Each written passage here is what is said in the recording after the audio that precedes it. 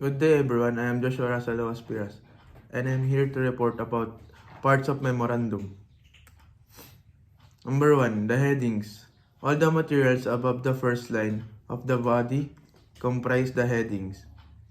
These are the file reference or office symbol, addressee to whom the letter is being sent, channel through which the letter will pass, addressor, subject, and date.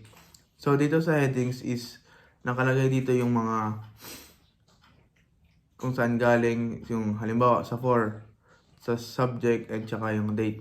Mamaya makikita nyo kung saan banda nakalagay yung mga yan. Sa iba po siya ng reference. A. Letterhead. Printed letterhead stationery is normally used for the first page. If not available, a type letterhead may be used. Each office has its own letterhead. In office, where more than one kind of letterhead is used, the nature of the letter will determine which letterhead is proper. The top edge of the letterhead is normally placed 3/4 inch or on the fifth line below the top edge of the paper.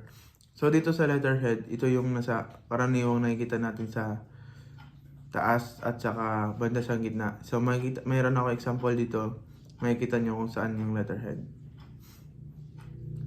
B. File reference or office symbol. It is placed at the left margin, usually 2 spaces below the letterhead. Each part of the reference has a meaning. File references are also used as identifying information on the second and subsequent pages. So, base dito sa example is makikita nyo yung example ng file references or office symbol. Yan yun o, yung nakalagay na memorandum, yung nakalagay sa arrow. Addressee. The title of the addressee is entered after the memorandum 4. If sent to superior office. Memorandum 2, if sent to subordinates, it should be written in the block style with open punctuation and normally place 2 spaces after the file references. So dito sa addressee, for the word addressee is kung kanino mo ibibigay yung memorandum. Halimbawa dito sa may example ko is bibigay niya yung memorandum sa the city director. E. Channels. Correspondence can be routed through channels. Through a lower chief or supervisor expected to exercise control, take an action or to be concerned and normally place 2 spaces after the addressee. So, ito sa channels daw is yan, halimbawa niyan yun sa arrow. Tsaka 2 spaces daw siya pagkatapos ng addressee. F. Attention address. To spend routing correspondence may be addressed to the attention of an individual or head of a subdivision of an agency or an office, either by reference to the name of the subdivision or by the use of an office symbol. The name will be used only when there is a special reason for calling the letter to the attention of the individual known to handle the type of correspondence concerned and when it is known that he or she will at the place address.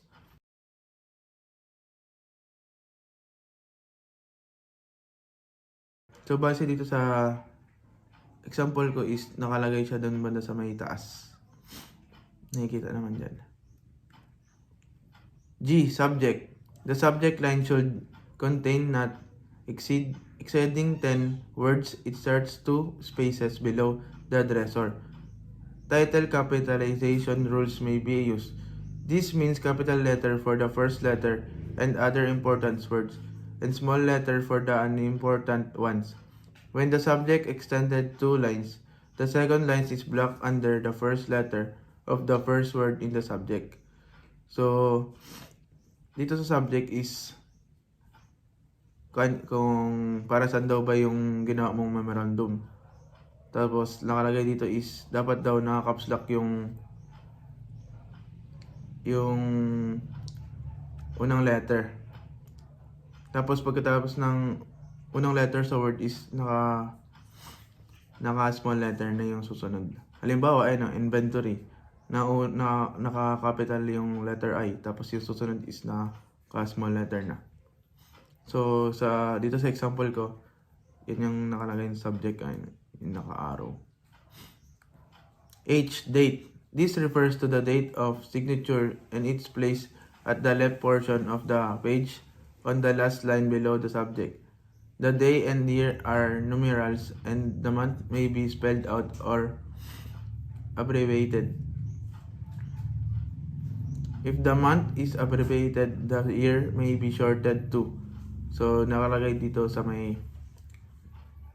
part of memorandum, yung date is nasa baba ng subject. Mas nakikita naman sa may example is kung saan siya banda nakalagay. Number 2, the body. The body of the letter is the message itself. It is the substance of the type letter as distinct from the formal beginning and ending. The use of the third person such as the undersigned, this unit or this office is prescribed to achieve objective. So, nakalagay dito sa may example ko, yung body is kung ano ba yung purpose ng memo. Yan o.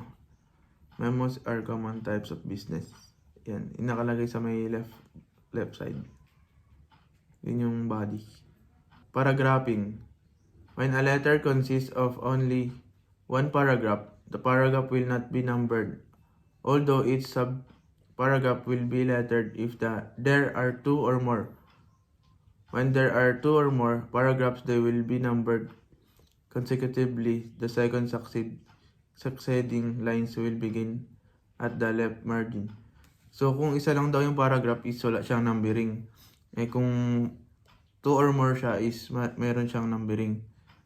So, dito sa may paragraphing, ayan, makikita nyo sa may example ko saan siya banda nakalagay sa parts ng memorandum. B, abbreviations. This kind of communication allows abbreviation which are generally accepted in the police service. They are usually written without spacing or periods, except geographical locations which can be written with or without periods. If the full name is used, the abbreviated rank is permissible if the family name only. The rank is spelled out. So, dito sa may abbreviation is parang naka-shortcut na yung mga position or halimbawa, yan, Police Director General. Nakalagay na lang doon sa may abbreviation is PGEN. Yan. Letter C, references. References to publications must be specific and fully identified. References will not be made to a publication or document which is not available to the addressees of the correspondence. Reference to correspondence will include the type of correspondence, file reference, office origin, date, and subject. So, dito sa may references is nakalagay daw kung ano yung para saan daw yung ginagawa mong memorandum, ano yung date, tapos yun, halimbawa nun is yun o.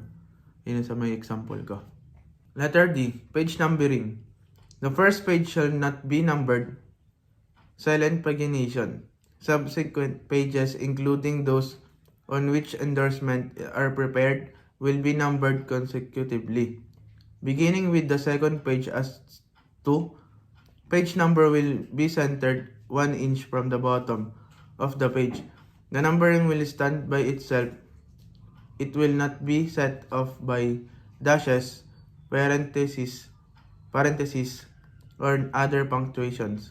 So, sinasabi lang naman dito sa may page numbering is nagsisimula daw siya sa number 2. At yung unang page daw is walang nakalagay na number. So, yung halimbawa niyan is yun sa baba. So, dito daw sa may example ko is mali ata itong nakuha ko. Dapat daw sa gitna siya. Yan. Letter E, dividing a paragraph. 3 or fewer lines will not be divided between pages. At least 2 lines of a divided paragraph will appear on each page. In dividing a sentence between pages, at least 2 words will appear on each page. The complementary ending will not appear alone on a page without a part of a body or text. When the spaces below the text is not sufficient for the clause, at least 2 lines of the paragraph or sub-paragraph, which in its entirely consists of only one line, may be placed on the last page together with the complementary ending. On the second and each succeeding pages, the file reference and subject will be types, beginning at the left margin 1 or 1/4 inches from 1 and 1/4 inches from the top edge of the page. The date will be placed so that it ends at the right margin. The text will be continued on the second line below the identification line. So sa dividing paragraph is yan lang naman. Sa halimbawa yun sa may example ko sa date, mayroon siyang gap na space na nakalagay dyan at least 2 or more lines daw. Yun. Ganyan ang bawat paragraph daw is may space. Number 3, complementary ending. Like in business letter, there is a closing portion in this type of communication. This refers to the material found below the last paragraph of the body. It consists of the authority line, if used, signature, list of enclosures, and list of copies. So dito sa may complementary ending is para daw siyang business letter na merong closing portion. Tapos nakalagay dito sa may complementary ending is meron siyang pirma kapag kinakailangan, tapos maraming ringkwan kopya, ganun. Ayun, list of. Halimbawa na itong nasa akin ko. Example. Number 3, complementary ending. Like in business letter, there is a closing portion in this type of communication. This refers to the material found below the last paragraph of the body. It consists of the authority line, if used, signature, list of enclosures, and list of copies. So dito sa may complementary ending is para daw siyang business letter na merong closing portion. Tapos nakalagay dito sa may complementary ending is meron siyang pirma kapag kinakailangan, tapos maraming ringkwan kopya, ganun. Ayun, list of. Halimbawa na itong nasa akin ko. Example. Letter A, authority line. An authority line will be shown when the correspondence is signed for the chief or head of office by an individual authorized to do so. This reflects the fact that the communication is an expression of the will of the chief or head of office. The authority line will begin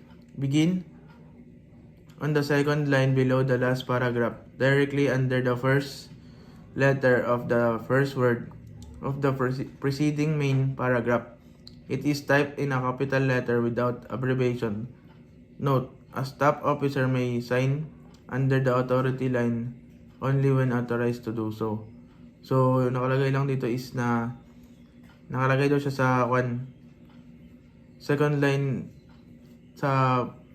second line below the last paragraph. So, nakalagay siya sa may pinakababa na after ng paragraph. Tapos, kailangan daw is naka-caps lock siya lahat. B. Signature. The signature contains the name of the officer signed in ink, black or blue black, never blue or any other color.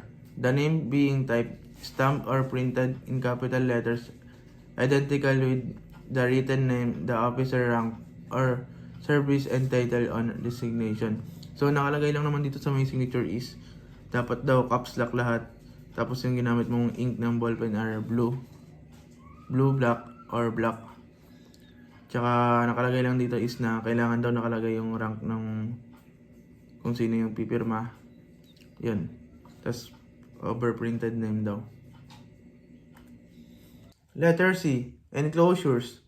Enclosures are supplementary documents which are sent with communications to provide additional information. When a letter has one or more enclosures, this, this fact is entered at the left 11 side of the page. So dito sa may enclosures is sa baba siya ng part ng memorandum at nakalagay dito yung mga additional information. So yun guys, thank you. Sana kahit pa paano is na-explain ko sa inyo ng maayos yung parts ng memorandum.